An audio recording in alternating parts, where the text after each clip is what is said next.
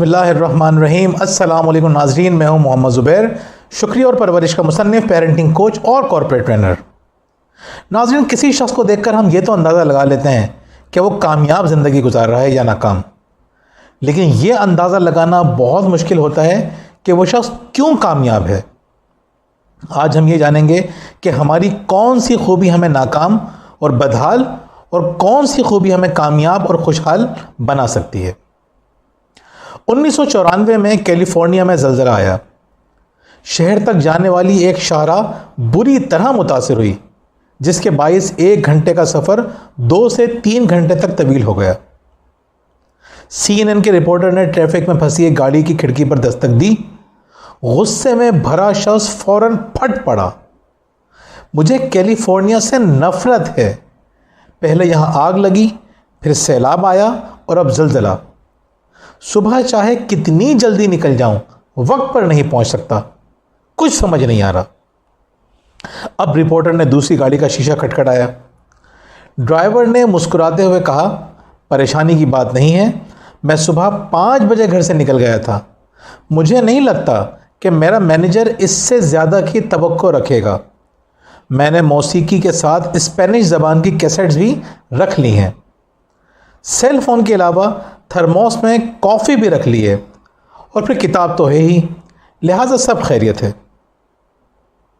ناظرین، مسائل کس کی زندگی میں نہیں آتے؟ اگر مسائل اور ان کے حل ہی ہماری خوشیوں اور غموں کا فیصلہ کریں گے تو ہم حالات کے غلام ہو جائیں گے۔ آپ خود سوچئے، اگر زلزلہ فکر اور پریشانی کی علامت تھا تو دونوں افراد کے لیے ہونا چاہیے تھا۔ اگر ایسا نہیں ہوا تو یقیناً ایسا نہیں تھا۔ صرف ایک چیز بدل کر ہم اپنی زندگی بدل سکتے ہیں، اور وہ ہے سوچ۔ مولانا رومی نے کتنی حسین بات کی ہے۔ وہ کہتے ہیں، کل میں چالاک تھا، اس لیے دنیا کو تبدیل کرنا چاہتا تھا۔ آج مجھے عقل آ گئی ہے، اس لیے میں خود کو تبدیل کر رہا ہوں۔ ناظرین، جب کسی انسان کے اندر عقل نہیں ہوتی تو وہ دوسروں کو بدلنے کی کوشش کرتا ہے۔ ایک مریض ڈاکٹر کے پاس گیا۔ ڈاکٹر نے اس کا اچھی طرح معائنہ کرنے کے بعد 3 گولیاں لکھ دیں، صبح، دوپہر اور شام میں لینے کے لیے۔ مریض نے سوال کیا، یہ گولیاں کون کھائے گا؟ ڈاکٹر نے سنجیدگی سے کہا، ایک تمہارا پڑوسی، ایک تمہارا افسر اور ایک تمہاری بیوی۔ مریض نے کچھ نہ سمجھتے ہوئے ڈاکٹر کی طرف حیرت سے دیکھا۔ ڈاکٹر نے مسکراتے ہوئے کہا، طبیعت تمہاری خراب ہے نا، تو یہ دوا بھی تمہیں کھانی پڑے گی۔ بظاہر یہ بات بہت نامعقول اور فضول لگ رہی ہے۔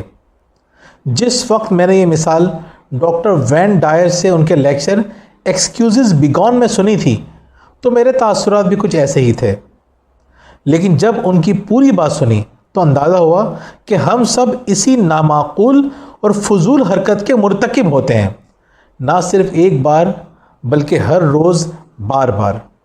کیسے؟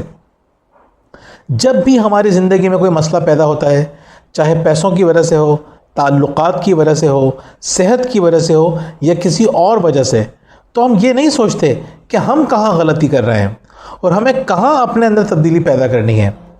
ہم یہ سوچتے ہیں کہ دوسروں کو اپنے اندر کیا تبدیلی پیدا کرنی چاہیے۔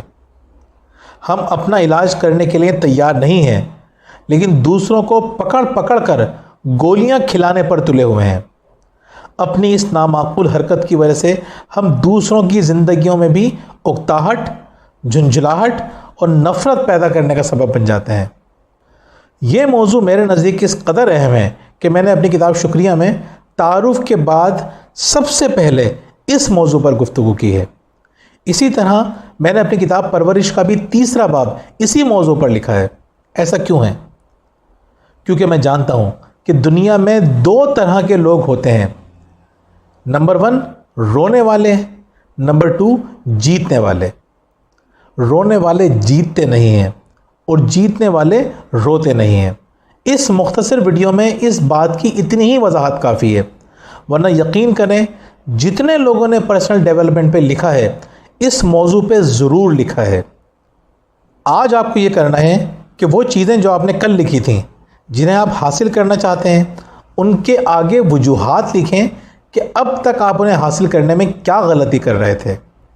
یعنی کل آپ نے لسٹ بنائی تھی ان خوابوں کی جنہیں آپ پورا کرنا چاہتے ہیں. آج آپ کو یہ لکھنا ہے کہ ان خوابوں کو آج تک آپ پورا کیوں نہیں کر سکے. آج اپنی غلطی مانیں اور آج سے ہی اسے سدھارنے کی کوشش کریں. آج ہی اپنی غلطی مانیں اور آج سے ہی سدھارنے کی کوشش کریں. اپنی زبان کو شکوہ شکایت سے محفوظ کریں اگر دنیا اور آخرت کی کامیابی چاہتے ہیں، ورنہ شکوہ شکایت کرنے والے نہ اس دنیا میں کامیاب ہوں گے نہ اس دنیا میں. بہت بہت شکریہ.